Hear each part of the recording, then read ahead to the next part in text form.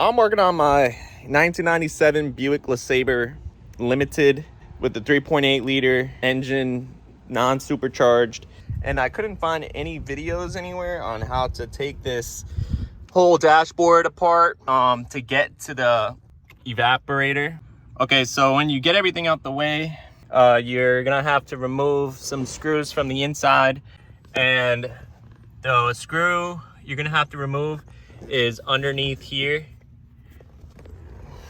If you could see, it's gonna be in here.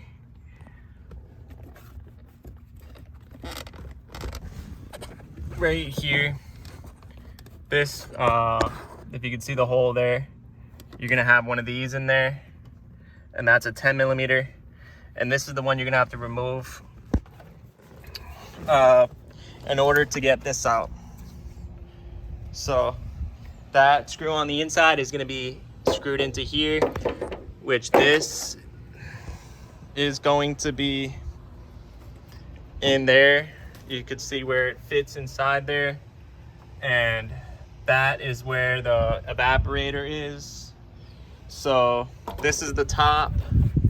All right, and in order to remove this, you're gonna have 732 screws in here, keeping it together. So you're gonna have 1, 2, 3. This is a 10 millimeter here, 10 millimeter, 5, 6. These 3 are 10 millimeter. This one's on the inside, so the one I just showed you. You're gonna have to crawl up underneath the car, and they're going to be in like this in order to get to the evaporator core. Okay, and that's the screws that I just showed you on the thing on the bottom, the metal part. So you got these here. There's gonna be a screw here once I put that metal box back, and then this one here. Get it back into focus. That one here. But also this was attached. It had a screw up here and a screw in the middle to hold it all together, and the fuse over there.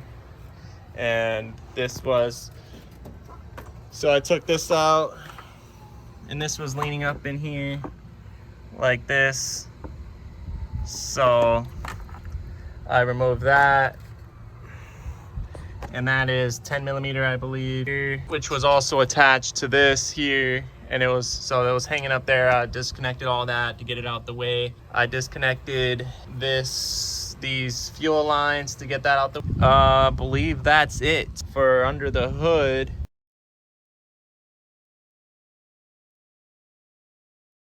For the inside interior, you can see I have the whole dashboard taken apart. To get the whole dashboard out, I had to put this all the way at the bottom. I mean, I didn't know how to get the dashboard out, but it turns out there's 1, 2, 3 screws that were holding it in on both sides. And then once you get those out, it releases. As I'm putting the video together, I realized that I didn't have any footage of the dash being put back together. Tips is to make sure you have somebody with you when you're putting the dash back in, or you're gonna have it looking like it's sagging. When you set the screws from the bottom, you're gonna have to have somebody up here holding it up to make sure that it's flush with the doors. The compressor was also bad, and it wasn't cycling. It's free spinning like this. So when I got everything back together, I went to go start the car, and I didn't have any give, no lights, no nothing. The car was just not responding at all. And I forgot to put the ground wire back on the fuse junction box in the center. And in the video you can see I put words on the screen. And also what had happened was the vacuum line had gotten misplaced. It was displaced off the engine where it's supposed to go, and the air wasn't coming out of the center here. It was only coming out from the top and the bottom. Man, this thing is cold. It's getting cold and I'm not even moving.